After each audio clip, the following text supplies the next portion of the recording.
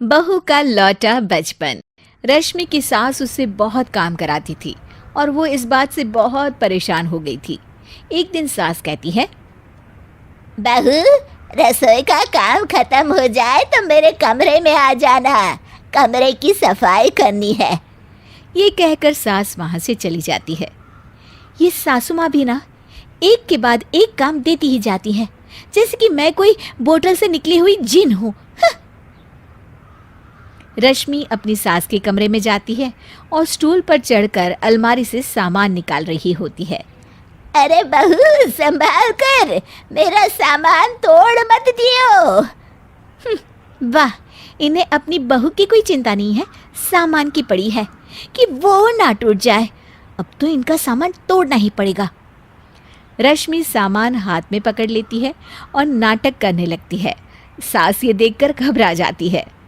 अरे बहू, मेरा सामान बचाकर कहीं गिर न जाए। हाँ हाँ मम्मी जी, नहीं गिराऊंगी आपका सामान। रश्मि का सच में बैलेंस बिगड़ जाता है। अरे मेरा तो सच में बैलेंस बिगड़ रहा है। रश्मि स्टूल से नीचे गिर जाती है और उसका सर बेड से लग जाता है। रश्मि के सर में दर्द हो रहा होता है। वो बेहोश नहीं हुई होती है, लेकिन वो आंखें मूंद कर पड़ी रहती है। ये देखकर उसकी सास घबरा जाती है। अरे बहू, ठीक तो है ना? तू बोलती क्यों नहीं बहू? ये अच्छा मौका है, बेहोशी का नाटक कर लेती हूँ, काम से तो बच जाऊंगी। सास रश्मि को बेड पर लेटा देती है और अपने बेटे सूरज और डॉक्टर को फ़ोन करती है। वे दोनों कुछ ही देर में घर आ जाते हैं। सर पर चोट आने की वजह से ये बेहोश हो गई है। मैं कुछ दवाइयाँ लिख कर देता हूँ, ये मंगा लीजिएगा। उफ, वो ठीक हो जाऊंगी तो फिर से काम करना पड़ेगा। क्या करूं? अरे हाँ, ऐसी तरकीब निकाली है जिससे काम भी नहीं करना पड़ेगा और मेरी प्यारी सासू माँ को भी सबक सिखाने का मौका मिल जाएगा। डॉक्टर चले जाते हैं और रश्मि होश में आती है। तब वो बच्ची बनकर याददाश्त खोने का नाटक करने लगती है।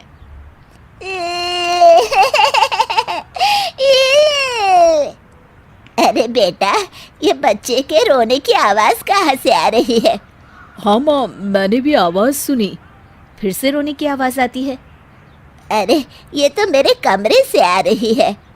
वो दोनों कमरे में आते हैं तो रश्मि रो रही होती है और बच्चों की तरह हरकतें कर रही होती है। दोनों उसे देखकर हैरान रह जाते हैं। मेरे मम्मी जी पापा कहाँ है? मुझे आइसक्रीम खानी है। अरे सूरज, ये तो बच्चों की तरह बर्ताव कर रही है। हाँ माँ, लगता है चोट लगने से इसके दिमाग पर असर हुआ है। आप लोग कौन है? मुझे मम्मी के पास जाना है। अंकल अंकल, मुझे मम्मी के पास जाना है। अंकल? अरे रश्मि, मैं तुम्हारा पति हूँ, क्या तुम्हें याद नहीं है? पति क्या होता है अंकल? और ये बूढ़ी आंटी कौन है? बूढ़ी आंटी? बूढ़ी किसको बोला? बूढ़ी को बूढ़ी नहीं बोलूंगी तो क्या बोलूंगी? तुझे तो अभी बताती हूँ मैं। बूढ़ी आंटी, गंदी बूढ़ी आंटी, गंदी बूढ़ी आंटी। मैं कल ही डॉक्टर के पास लेकर जाता हूँ रश्मि को। अगले दिन सुबह रश्मि की सास सारा काम खुद करती है और ये देखकर रश्मि को बड़ा मज़ा आ रहा होता है। अरे वाह, इस नाटक में तो बड़ा ही मज़ा आ रहा है। चलो थोड़ी और सेवा करवाते हैं सासू माँ से। आंटी, मुझे ना भूख लगी है। अरे इतनी देर से मेरा सर खा रही है, तेरी भूख नहीं मिटी। अब क्या खाना है तुझे? मुझे चॉकलेट शेक पीना है।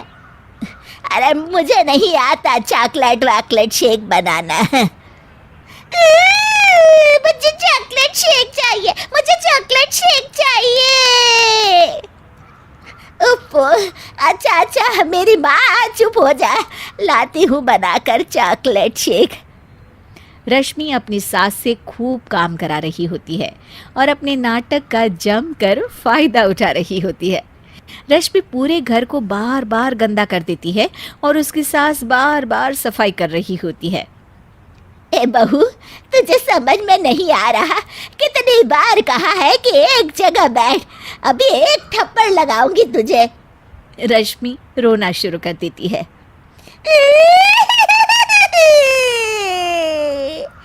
अरे अच्छा बाबा, माफ कर दे, मत रो। तुझे जो करना है कर, पर रो मत मेरी माँ।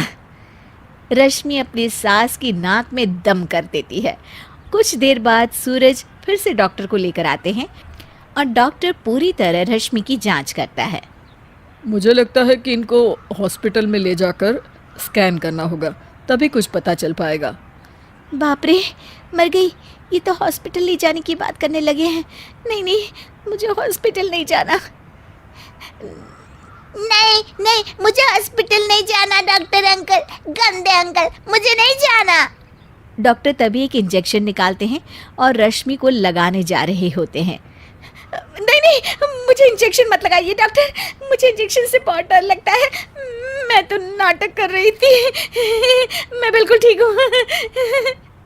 डॉक्टर और रश्मि की सास और पति एकदम दंग रह जाते हैं और रश्मि के इस नाटक का हो जाता है दी एंड।